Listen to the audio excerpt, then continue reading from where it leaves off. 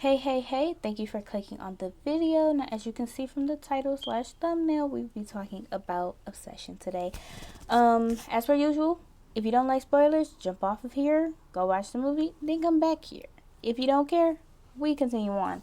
Now, this was not the original topic that I want to talk about today, but I just recently watched it, and so I pivoted. Because I have some things to say. Now, it's not much. I know it's a movie, but I actually don't have much to say about this. It's just some things that I wanted to say. Mainly, how Derek created his own downfall. Okay, so this girl, Lisa, she set him up basically. I don't know. I don't know if she actively went into that job specifically for him, or if she went to the job as a temp and bumped into him and just liked him and just became a crazy lady over him. But either way, she set him up from the very beginning, from every little talk. And after the moment of that Christmas party and when she got in his car, he was going to go to HR and report her for sexual harassment. And when he gets into the office and he's like, hey, I want to talk to you about Lisa. And the dude was like, well, if you here to come to complain about her work, she already quit. And instead of him saying something, he just like, oh yeah, oh, she quit. Oh, okay. Like, I'm saying something still. Like, I would have been like, on my way out, like, oh, okay, well, that works. Because when the dude asked, he's like, what was wrong? What you come here for? That was the perfect moment for you to just quickly mention to him, like, well, I was coming in here to file a sexual harassment complaint on her, but since she quit, I guess my problem is no longer. Thank you for your help. I'm going to go back to my desk. That way, that's one person who has on record that you were having issues with her and you were coming to complain about her to somebody, that could help with the situation, right? That would have been on record. The police officer would have been able to go to his job, to the human resources dude, and ask him, and he would have been like, yeah, he did mention that, but he didn't go through with it because she had already quit. Okay? Then, I don't know what's wrong with men, but in situations like this and you're not doing anything, don't act like you're doing something. Okay, so he come home and he was about to tell his wife. This was after the incident of her getting in his car and flashing him. Basically, he was going home to tell Sharon like what happened and what happened at the Christmas party. But when he got there, she had been on the phone with her sister. Her sister had caught her husband cheating, and this man just for some reason thought this is the perfect time not to bring this up. That was the perfect time to bring it up because it shows that you're not doing anything. The moment she like, hey, so you say you was about to say something, and he was like, no. That was the moment where you'd be like, yeah, actually, I do need to tell you something because I know what your sister going through, and I just want you to know that you ain't got to worry about that with me. So this lady at work, Lisa, you remember Lisa, right? She did this, that, and the third, and she quit. So, when I went to go and complain about her to human resources, it was no issue, but like I just want you to know that I ain't trying to cheat on you. Because again, later on we see that the police officer is believing Lisa over him, that there is some type of affair, and Sharon believes Lisa too because you ain't tell her nothing. So she storms out. And then y'all get home and she immediately kicks you out.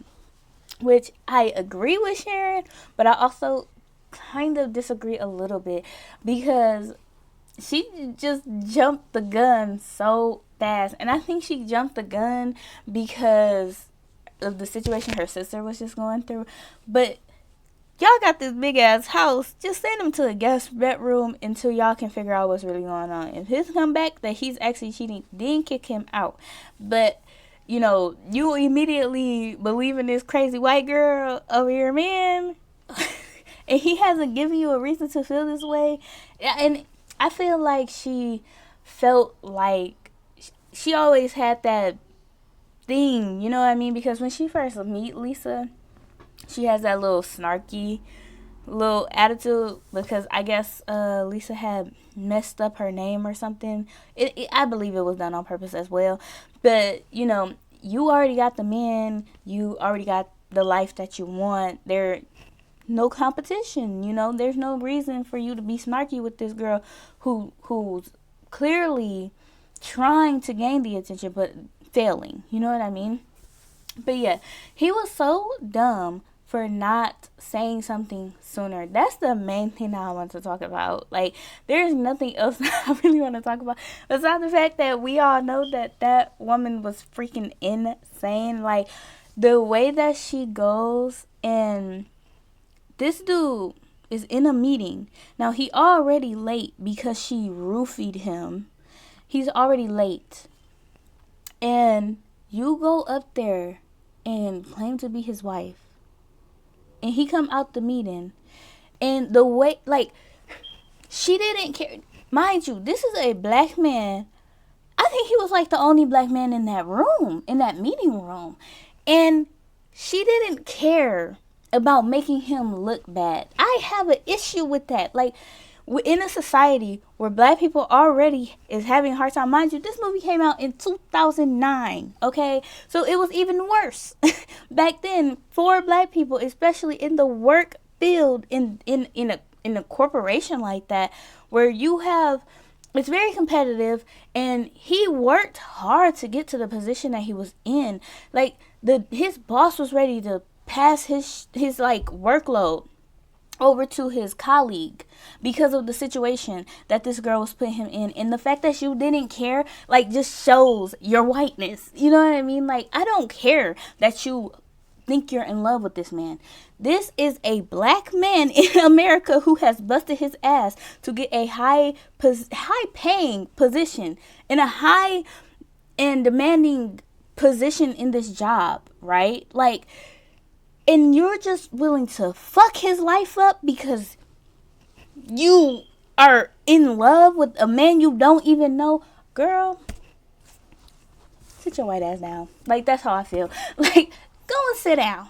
Like, trying to ruin this man's life and not caring how he looked. Like, he looked crazy when they were having that little back and forth in that hallway, because she's sitting up here like, what's wrong with you, doing the woman thing, and then you have this white man yanking up this black man yanking up this white woman in this hallway. Luckily no one was around. Do you know how bad that looked? Like, that pissed me off more than her trying to come in between their relationship. Like, you just got him out here looking bad in a position, like, it was unnecessary. But yeah, that's all I had to say. I ain't have much else to say about this movie besides they're like did the typical guy thing. Like you make yourself look more suspicious if you are trying to make yourself not look suspicious by not saying anything. In those moments is when you need to say something so that there are people aware of what's going on around you. Also, the way that a lot of his colleagues was okay with cheating and like was damn near encouraging him, trying to get him to cheat, was ridiculous. Don't like that. Like, you gotta be careful with who you hang out with, because like, this dude's friend was not his friend. Like, that's not cool. But yeah, say something so that there's people who has that on record and can back your story. So when a crazy situation like this is going on, everybody not believing the girl who tried to kill herself in your bed.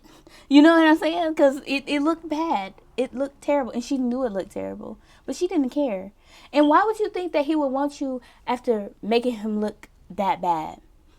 Girl, bye. Anyways, if you enjoyed this, please like and subscribe to the channel. There's so much more on the way. Yeah. Until next time. Bye.